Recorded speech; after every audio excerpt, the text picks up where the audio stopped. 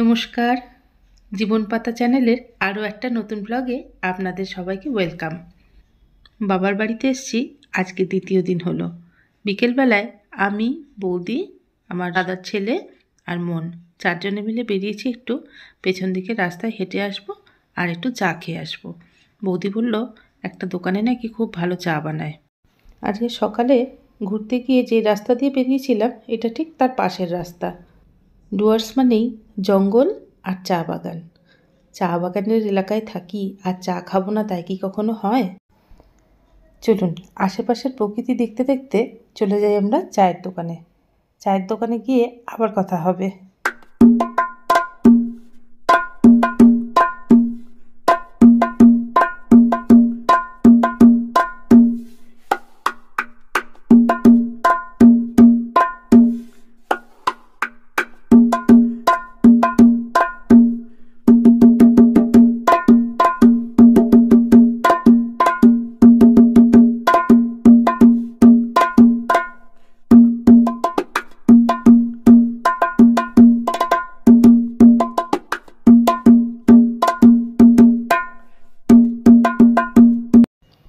পায়ে পায়ে চলে আসলাম চায়ের দোকানে।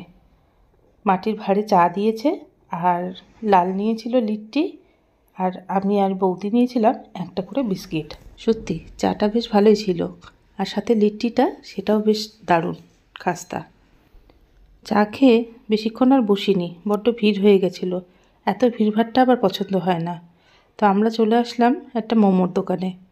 লাল এখানে বসে আছে। লালের কথা বলি, লাল খেতে যেমন ভালোবাসে, রান্না করতেও কিন্তু সেই ভালোবাসে। একটুখানি ছেলে কত কি রান্না করতে পারে। দই ইলিশ, দই কাতল, তারপর ডিম কষা, momo, chow mein, chilli chicken, chicken কষা, চিকেন ফ্রাই, নানান ধরনের রান্না ও করতেই থাকে। আর প্রত্যেকটাই খেতে কিন্তু হয় দুর্দান্ত স্বাদের। নুন ঝাল মিষ্টি একদম পারফেক্ট। লালকে আমরা খেপাচ্ছিলাম আর ও খুব লজ্জা পাচ্ছিল। আসলে ক্যামেরা ধরে আছি তো সামনে, সেই জন্য একটু বেশি লজ্জা পাচ্ছিল। আহা, ভেজ মোমোটাও কিন্তু বেশ খেতে হয়েছে। দোকানটা কালকেই সবেমাত্র উদ্বোধন হলো। কালকে ওরা রান্নাবান্না করেনি, আজ থেকেই রান্নাবান্না শুরু। আর প্রথম মোমোর কাস্টমার হলাম আমরা। ওনারা হলেন শর্মা, নেপালিদের মধ্যে শর্মা। ওনারা নিরামিষ খান, পেঁয়াজ রসুনটা চলে, কিন্তু মাছ মাংস ডিম চলে না। আসুন দাদার কাছ থেকে জেনে নিই দাদার দোকানের ডিটেলসটা। আপনারা হ্যামিল্টনগঞ্জের হয়ে থাকলে অবশ্যই দাদার এই দোকানে নমস্কার একবার দাদা। ঘুরে যেতে পারেন। আপনার দোকানের নামটা? আমার দোকানের নাম শর্মা ফাস্টফুড সেন্টার। কি কি পাওয়া যায় এখানে? এখানে আলু পরোটা, কফি, চা, ক্রিম চা, আর নুডলস, আর থুপ্পা, আলু পরোটা, আর মিমি, ওয়াই ওয়াই, ম্যাগি। মিমিটা কি জিনিস?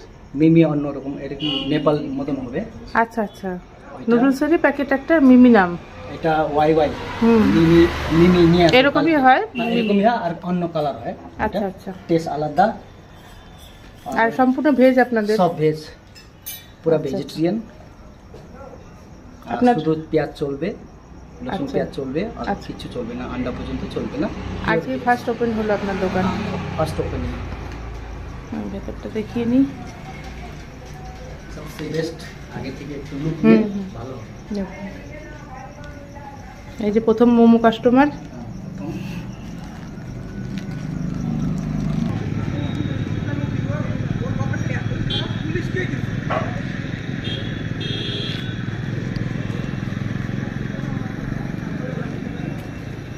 আপনার এখানে বার্থডে পার্টি করা যাবে? করা যাবে, বার্থডে করা যাবে। মানে আপনাকে টাকা দিয়ে দিলে আপনি সব অ্যারেঞ্জমেন্ট করে দেবেন? হ্যাঁ, একদম করে নিব সব।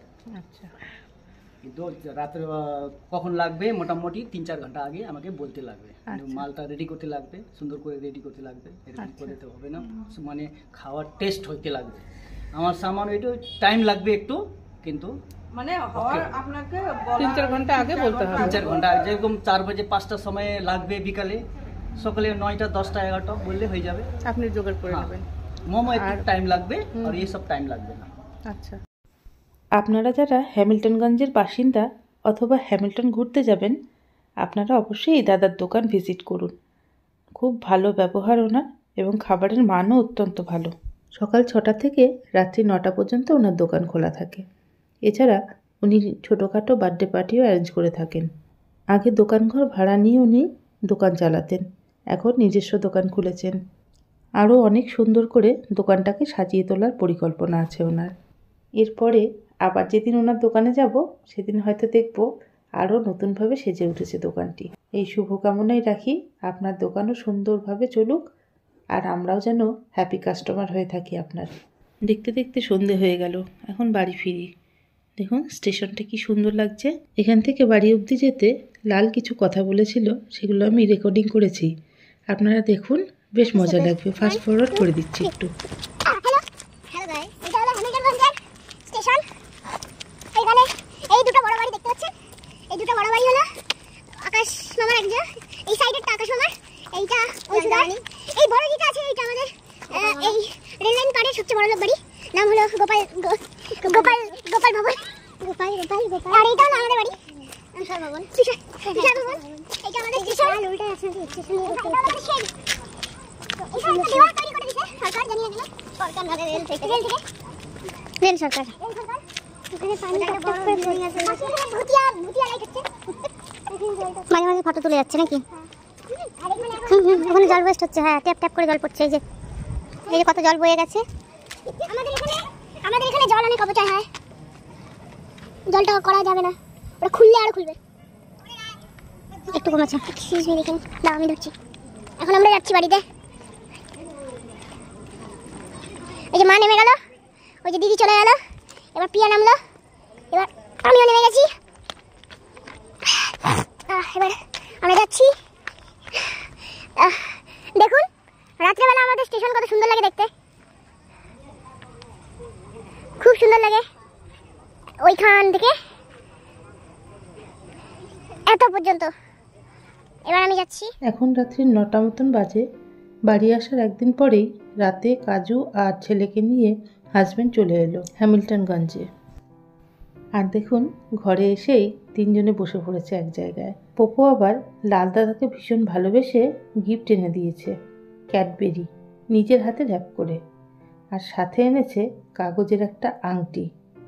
এখন ওদের আর এদিকে দেখতে হবে না, তিনজনেই মেতে থাকবে নিজেদের খেলায়। আর এদিকে দেখুন কাজু আর ডেসির খেলা শুরু হয়ে গেছে। আপনারা তো জানেনই দাদার শরীর খারাপ, আজ তাই হসপিটালে নিয়ে যাচ্ছে কিছু টেস্ট করার জন্য। এদিকে আমি মায়ের যত্ন নিচ্ছি। বাবা মারা যাওয়ার পর থেকেই মাও কেমন যেন হয়ে গেছে, কিছুই মনে রাখতে পারে না। কি খেলাম, আজকে কত তারিখ, কি মাস, কিছুই মনে রাখতে পারে না।